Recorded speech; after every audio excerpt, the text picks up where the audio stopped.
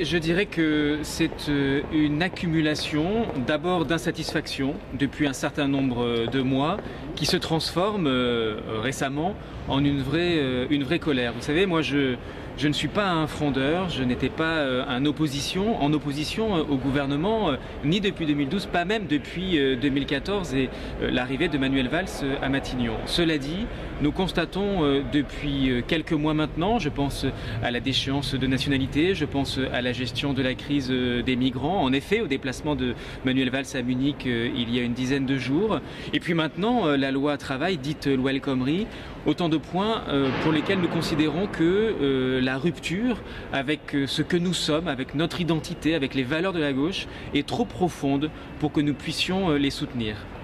La réflexion qui a été la nôtre, et notamment celle de Martine Aubry, c'est d'essayer de trouver l'attitude qui est à la fois, certes, la plus responsable, mais aussi la plus efficace. Nous sommes convaincus que s'il n'y a pas un certain nombre de changements d'urgence, parce qu'il n'est pas trop tard, s'il n'y a pas une réorientation d'un certain nombre de choix économiques, sociaux et même de valeurs du gouvernement, alors nous courons à la catastrophe lors des élections présidentielles puis législatives de 2017.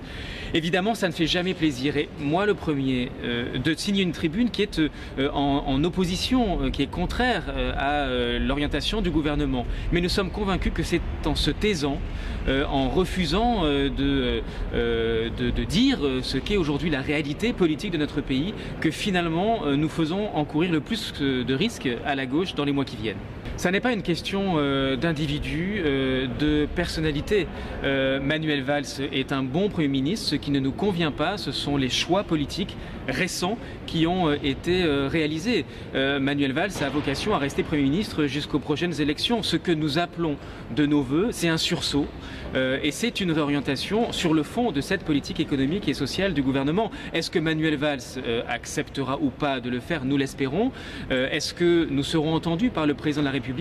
En tout cas, comprenez bien que dans notre état d'esprit, il s'agit d'aider, une volonté de sauver la gauche. Il n'est pas trop tard et nous sommes convaincus que c'est d'abord sur le fond, en répondant aux aspirations des nôtres, de ceux qui nous ont élus, qui sont aujourd'hui déçus, que nous pouvons espérer encore remporter l'élection dans un an. Mais si nous ne changeons rien, si nous continuons dans cette dérive à la fois libérale sur les questions sociales et économiques, je pense évidemment à la loi travail, mais également sur une position trop autoritaire, je pense par exemple à la question de la déchéance de nationalité, alors nous aurons perdu tous les nôtres. Et après, il sera trop tard. Et moi, je ne veux pas, en avril prochain, revivre le 21 avril. Ça a été un traumatisme pour toute une génération politique, dont la mienne, qui sont des militants sincères de gauche. Et si on ne change rien, on court à nouveau vers cette catastrophe politique.